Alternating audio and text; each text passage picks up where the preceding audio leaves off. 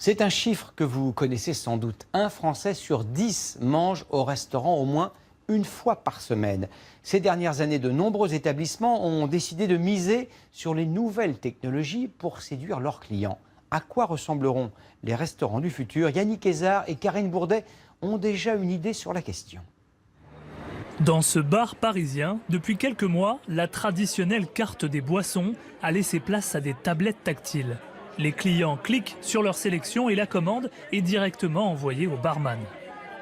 C'est assez efficace, la présentation est sympa, c'est plus sympa qu'une carte classique. On appuie direct sur le bouton, il sait où on est, où est la table et il nous sert tout de suite. Sur un excès de folie, on peut commander 2 fois plus que d'habitude. C'est en effet l'un des buts de ce concept. En réduisant l'attente des clients, ils ont tendance à consommer plus. Ici, depuis l'arrivée de ces tablettes, le ticket moyen a augmenté de 20%.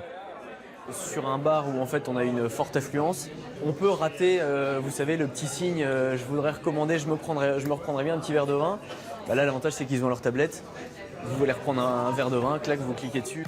Loin du simple gadget, les nouvelles technologies font aujourd'hui gagner des clients aux restaurateurs grâce aux réservations en ligne et aux plateformes de livraison. D'autres services gèrent aussi le planning du personnel. Une nouvelle génération de restaurants connectés est en train d'émerger.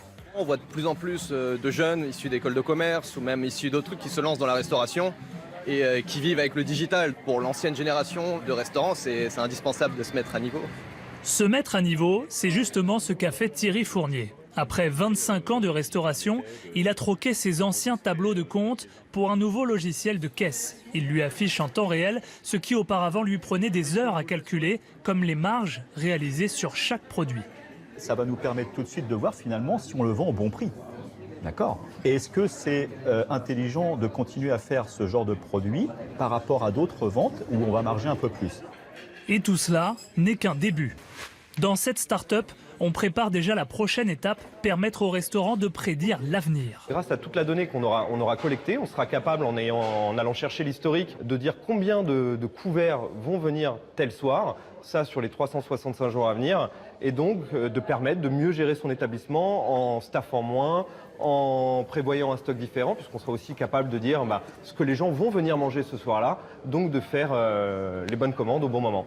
Anticiper pour mieux durer, en France, un restaurant sur 2 ferme avant d'avoir atteint sa 3e année.